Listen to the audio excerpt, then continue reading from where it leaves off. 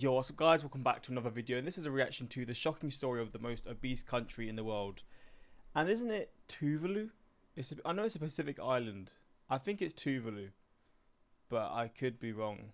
It's one of the Pacific islands, and I think probably the main reason is because it's such a small island, it's so far from everything else. It's just very expensive to import food. But I'm not too sure, I've never really looked into it, I'm sort of making an assumption because the Pacific Islands are so in the middle of nowhere. That kind of makes sense, but we're going to check this out and see what the reason behind this is and how it led to this. But yeah, hopefully going to enjoy. Links are in the description to my Patreon if you want to see some more of my reactions. Let's check this out and see the story behind the most obese country in the world. This meat isn't sold in other countries. Did you know that? An obesity crisis amongst Pacific Islanders. Nauru. Okay, I was a bit wrong.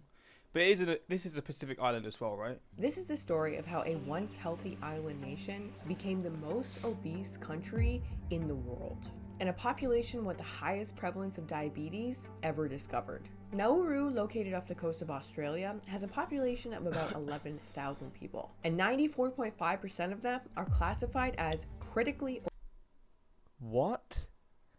94.5% are critically overweight, not just overweight. Overweight, with a whopping 71.7% of the entire country classified as obese. Wow. And that number is growing. Nauru is experiencing the fastest BMI increase in the world, with rates. Oh, so it's still going up. It's not like they've seen this and they're fighting against it. It's just getting worse and worse. 4 times higher than the rest of the world. But how exactly does an entire island nation become obese? And strangely, the surrounding islands, the islands around Nauru, they make up the most obese countries.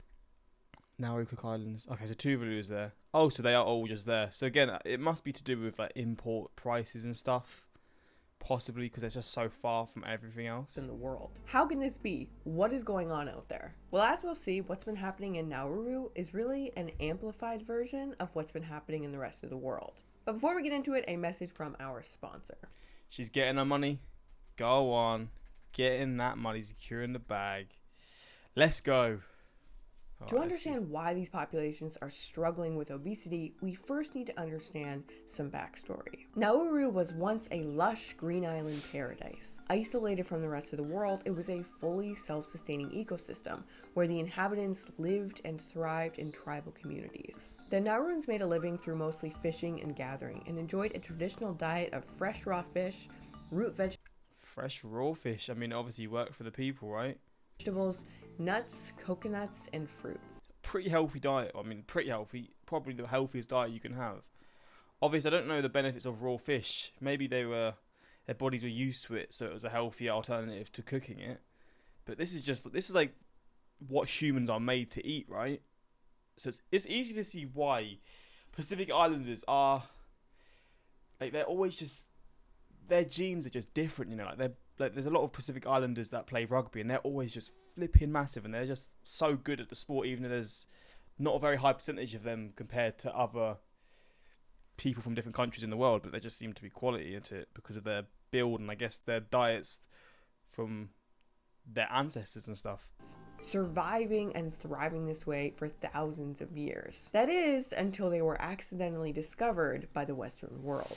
In the year 1899, a New Zealand prospector noticed that a Nauruan rock was loaded with an extremely valuable mineral, phosphate. By 1906, the beautiful and tiny island nation of Nauru was seized and turned into what essentially amounts to one big strip mine. The governments of Germany, Britain, Australia, and New Zealand For God's sake, man, it's always Britain involved in the downfall of a country. seized control of Nauru's natural resources and established a trust to govern and oversee what would become Nauru's first and last industry. Phosphate is the only economic resource of the island. Mining phosphate is a huge and costly undertaking. The mining would continue for over 100 years and bring in billions of dollars and new people from all over the West to Nauru. Nauru's natural resources and mining industry were returned to the now independent Nauruan people, and the country entered a golden age, even briefly becoming, quote, the smallest and wealthiest independent democracy in the world. I think I've seen this part of it mentioned in the video before about how it had all this stuff done to it and then it relied on it so much, and then at this point it was like doing well and all this stuff, and then it just completely went against them I don't know, years later, and then it's now one of the poorest countries in the world, or up there anyway. With the LA Times reporting in 1985 that in an ocean whose island people usually make do with thatched roof huts and outrigger canoes, the Nauruans spread out in ranch-style solar-powered homes, with at least one Land Rover and usually a powerboat in every driveway. So where did it all go horribly wrong? How can phosphate mining have an effect on the health and waste signs of an entire country? Well, it turns out that phosphate is the key ingredient in fertilizer. In a sad twist of irony, the 43 million tons of phosphate sucked out of Nauru were shipped around the world to other countries to help them grow their food. Oh my days. So they were helping other countries whilst destroying their own countries. I say destroying their own countries, they were forced to by the people from Europe or the West, pretty much. That's so depressing when you think about it. They were ruining their country whilst benefiting every other country that was there to ruin their country. And phosphate mining is incredibly destructive. It involves stripping away large layers of earth to reach the minerals below, leaving behind barren, jagged heaps of petrified coral, unsuitable for building, agriculture, or plant life of any form. What? Over the course of the 20th century, 90% of the island nation was decimated. Quote, inch for inch, Nauru is the most environmentally ravaged nation on Earth. A far cry from the abundant tropical paradise it once was, it has become a gray, desolate wasteland where almost nothing grows. The Nauruan people have been pushed to the only habitable land left, a 4.2 kilometer strip of coastline. By the year 2000, nearly 100% of the phosphate had been stripped from Nauru. And when the phosphate ran out, so did the money and the opportunities for employment, sending Nauru into poverty and obesity. But how exactly does that make people obese? Well, with the island nation's resources so depleted, the people of Nauru can no longer grow their own food. Even fishing is more difficult, as researchers estimate that approximately 40% of Nauru's marine life has been lost due to pollution. Today, Nauru is almost 100% reliant on imports, unable to support itself without outside assistance from the countries that left it in shambles. They even need to import their drinking water thanks to runoff from the mining site. Literally everything is having to be imported.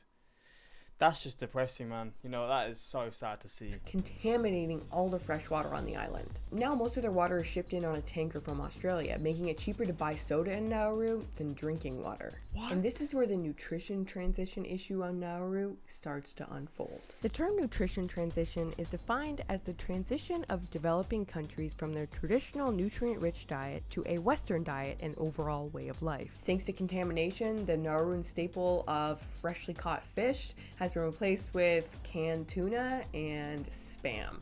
Their traditional carbs of coconut, breadfruit, pineapple, and many other once abundant natural fruits have taken a backseat to white rice, instant noodles, sugar, chocolate chips, candies, and beer.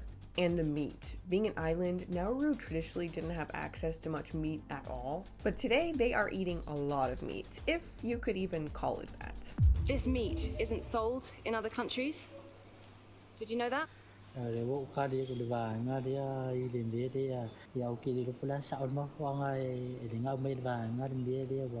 Pacific Islanders have a love affair with some extremely questionable meat dropped off on their country by Australia and America. Ever heard of a mutton flap or turkey tail?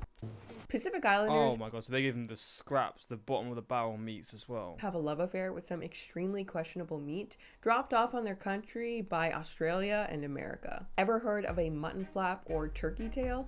Now, it's marketed as a turkey tail, but it's actually an oil-filled gland that attaches the feathers to the turkey's body. About 75% of the calories from this so-called tail come from pure fat, making it extremely unhealthy and also cheap. With so many choice cuts of meat available at home, the American market never had much of a taste for turkey tails. And as turkey production ramped up in the 1950s, rather than let them go to waste, the American poultry industry saw a business opportunity. The target? Pacific Island communities, where animal protein was scarce.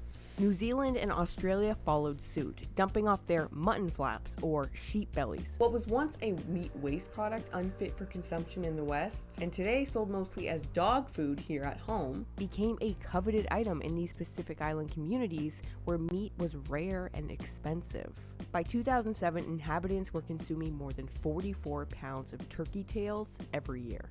Only 2 generations later, many people across the Pacific Islands even consider these waste meats part of their It's just fat. Oh. national cuisine.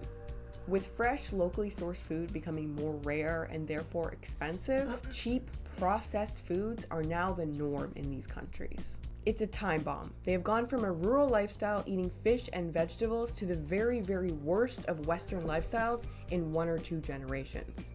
And they are paying the price. When the phosphate money started rolling in for the Nauruans, the Western way of life seemed like a glamorous upgrade. And it wasn't just food that was imported here. With all the new people on the island, it was a new mindset, a new way of thinking. They rapidly went from living off the land, spending most of their time fishing and gathering, to living extremely sedentary lifestyles. Brainwashed with the ideals of Western civilization, the locals even started buying cars to get around the island, even though it reportedly takes less than 20 minutes to drive around the entire thing. What? Once, a police officer on the island imported a Lamborghini, only to be too fat to drive it by the time it arrived. And after just a few short generations of living and eating like the Western world, the health of the entire South Pacific is in crisis.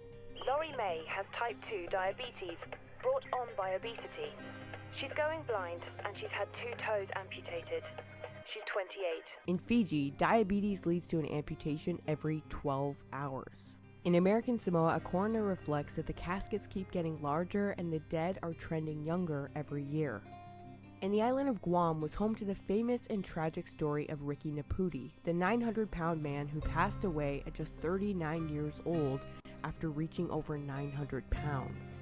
Diagnosis Fuck, man. Imagine being like that. That's just painful. But you're stuck in this island where there's no options. You're literally forced to eat this food. of diabetes in the Pacific are now the highest in the world, with nearly half of all adults suffering from the life-threatening condition. A century of exploitation has left the Pacific Islands devoid of their health and unable to do anything about it. Obviously, the Western way of life, and processed food in particular, has some serious flaws if its introduction involves the decimation of an entire area of the world. And the whole story clearly demonstrates the massive role that lifestyle and food and movement plays in our health. Anyway, I hope you guys enjoyed this video, and I will see you in the next. That is rough, man. That is rough. As someone from New Zealand, a nation that appears to pride itself on spearheading environmental change and promoting equality and kindness, it's absolutely shocking to see what we have contributed to the destruction of Nauru. Worse yet, our government has never even publicised this, nor has it been incorporated into our education. There's also a town in Mexico where cola is cheaper than water due to the contaminants in their water sources, and a lot of the residents die from diabetes. I mean, what the percentages are going to be so high, and like, there's what amputations every 12 hours in Fiji. Like, god damn, it's so messed up. It's a horrible thing that happened to this island. Shame on those who took from them. Yeah, it's depressing, man, but it's a story of the history of the world, to be honest. But I can't see how they can get out of this unless they move away, if that's possible, because they are literally only given options to eat the worst of the worst foods. But yeah, man, I don't know. If you're someone who's been to one of these countries, one of the Pacific Island countries, or you're from the Pacific Island countries maybe, let me know just how it's like. Like, will you have options to have? Obviously, I guess because people won't have such a high wage, maybe they can't afford them anyway. But will you have the options to have healthier foods? But it's just they're so out of your price range, you can't get them. Because if that's the case, that's just so depressing, man. But yeah, let me know your thoughts, and that's that. Until next time, peace.